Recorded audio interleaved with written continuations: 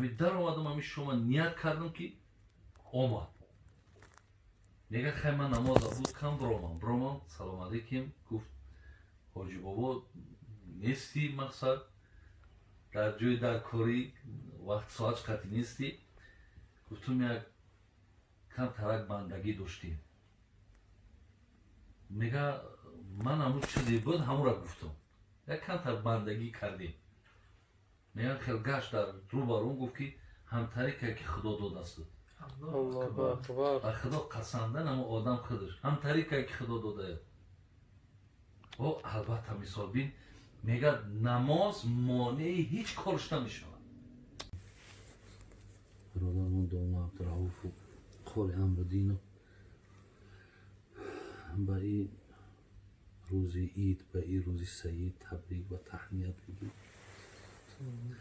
و از خدای بسیار مهربان و از خدای بسیار بسیار پوزش پذیر خواهان او هستیم که خداوند یک ماهی که ما شما حقیقتا زحمت داشت مشکلات داشت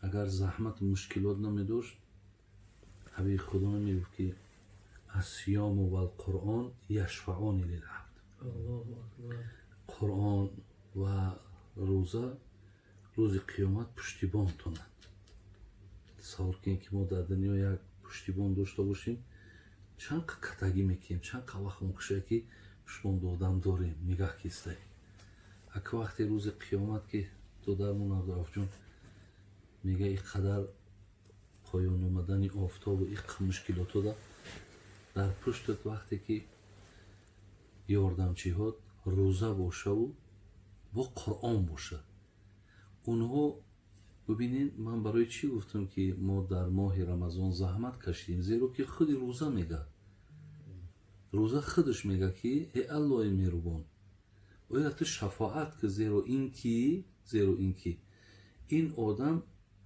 آخه اشتهای به خوردن داشت ولی نخورد خانومه که نازنین در پیشش بود قوتی داشت که با او خواب خیز کنه نکرد بین شفاعتش که پروردگار آخه همین را به خاطر تو کرده است من آمدم که مقصد دعوام برای همینه که پشتیبانیش کرد من شاهد بودم قرآنم بینین که آخه چی میگه منعت النوم از خواب منش کردم خوابم بسیار چیزی لذیذه بسیار چیزی خوبه یک ساعت میگه خواب کردم نه که گفتی خواب نکرد خاطر من خواب نکرده است برای همین الله مهربان شفاعتش کن از این لحاظ ما حقیقتا زحمت کشیدیم مهنت کردیم ولی منت نمیگذاریم زیرا که ما در برابر این قدر عطایی که از جانب خدا گرفتگیم این قرآن خوانی ما این روزه داشتن ما هیچ ارزش نداره ولی فقط امید داریم زیلیات از الله مهربان خواهان او هستیم که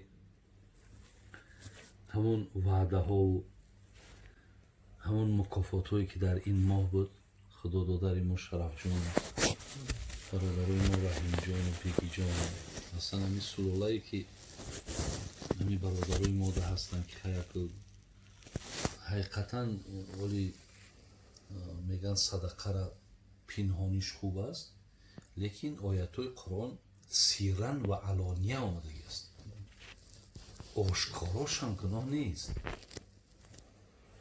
این سوره بقره میگه الذین ینفقون اموالهم باللیل و النهار سرا و علانیه الله را وصف میکنه آن کسانی که احسان میکنن مالهاشون شبن روزن ببینید شبن روزن باللیل و النهار سرا و علانیه هم آشکار هم پنهان یعنی خدای مهربان آن نفرها این دادن به آشکارا و به پنهانی کار نداره برای مال برآورده دادن غیرت در کاره برادر ایمان در کاره بگیم توفیق در کاره به خدا قسم و ایلا چی پول شما زیادیه ای تماما مقصد شما در کار نیست نه در کاره ولی انا همون وعده هایی که شما گوش کردگین، وعده هایی را که شما خوندگین که با این مبلغ گفتی عزیزای خدا در اینجا کار، در آنجا نخل بردار. شما آن چیزی را که در اینجا کاریدستین حاصله که ایرا شرف جان، محمد جان، دیگر برادرایی که هستین، شما حاصل ایرا برادر وعده الهی است، شما حتما حاصل ایرا میگیرید. در اینجا کار، در آنجا نخل بردار. شوی تا سرفراز از فضل غفار که این رنج تو آخر گنج دارد. عزیزان میگن که این رنج تو آخر گنج دارد، با یک احسان عطا 25 دارد. با یک قول، با یک احسان 700 عوض بخشد خدا از فضل بی حد. بین الله هستم که یک تا به 10، یک تا به 70، یک تا به 700 عوض میکنم. یعنی تو خیلی چی نکن که از دادگیت فقط ثواب میگیری یا مغفرت گناه میشه. نه، با مالم میگیری. برای همین عزیزای خدا را بین بچیمون میگه چرا با حق نبستی قول احسان، ببینی تا با فردا جودی سبحان. ای مردکه که گفتی ایجاد وازی یادآور شد که پر آدمی که نمیکنین، وقتی اوجاده که میبینن حال تیاندا را میبینن، حال آدمایی که در دنیا کردن او را که دغدغه و دبدبه‌شون رو میبینن، بعد فرشته ها چیشون میگن؟ چرا با حق نبستی قول احسان، ببینی تا با فردا جودی سبحان. میکردی ایجاد میدیدی انا مرحمت الهی را، مقصد نکردی. چی مقصد اینه؟ چی شد مقصد همین مبلغ تو؟ برای همین حقیقتا این ماه برادرای عزیز ماه زحمت داشت، ماه مشکلات داشت، خواب خیزی، مثال سرخیزی ها داشت، خواب بیماری ها داشت، با این دردی که امروز همه را فرا گرفته است، فکری با یک طرف. بین چند مشکلات جمع شده، ولی نفری که الله مهربان توفیقش داده بود از عهده بندگی اینا برآمد. همه یک قصه را میخواندیم تا چه اندازه که صحیحیت دارد، ولی انشاءالله از باب فضایل خدا خواهد یگان با حکایه کردنش هم زیانم ندارد. میگه حضرت علی رضی الله عنه در روزی همین عیدی بگیم فیتر، در روز عید رمضان گریه کردن.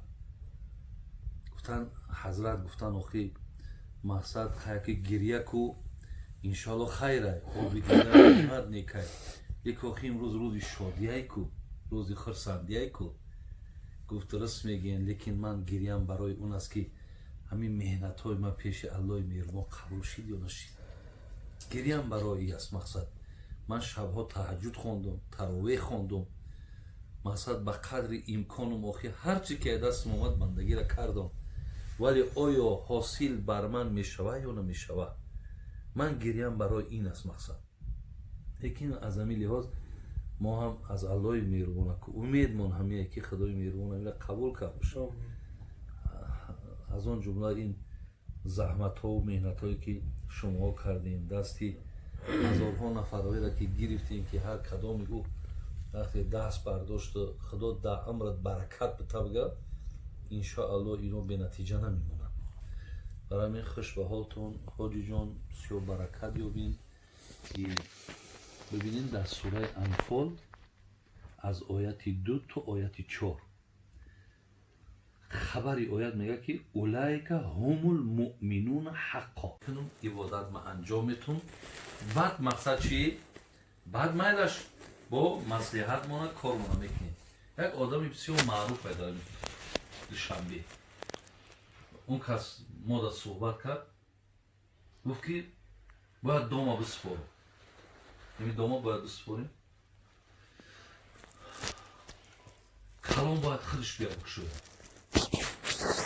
این قایی استادیم کمتر تأخیر شد، دیر کرد، شون شد. بعد گفتم خشوه دیرتر میاد. همین در آمدم، همین شما نیت کردم که آمد.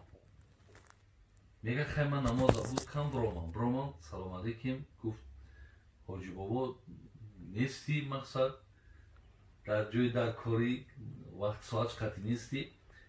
گفتم یک کم ترک بندگی داشتیم. میگه من همون چیزی بود همون را گفتم. یک کمتر بندگی کردیم. میگه خیلی گشت در رو برون گفت که همتری که خدا داده است. الله اکبر. و خدا قسمدن همون آدم خودش همتری که خدا داده. و البته مثال بین میگه نماز مانع هیچ کارش نمیشود. نشانه مؤمن حقانی چهارم همین بوده است. و پنجم چی بوده است؟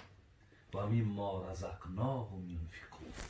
الله مهربان پنجم نشانه مؤمن حقانی میگه که از مالی که من بر اینها دادم اینها انفاق میکنن، اینها صدقه میکنن.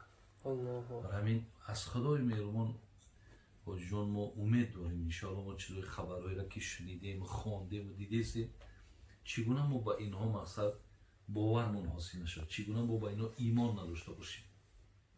حالا که انشاءالله حاصل اینها رو یک قصه می دامنادراو در کدام جوی گوش کرده بودیم که حتی همون صدقه هایی که مثال انسان میکنه نمیدونم چی قصه کرده بود که مقصد در منبر فایده شد دیدن که یک بسیار قصه شیرینی بداری با پرگه یادم رفته بود. لیکن هر یک کاری کردین انشاءالله از خدا امیده که شما حاصل ایرا میگیرین هم در دنیا برادر عزیز و هم در آخرت.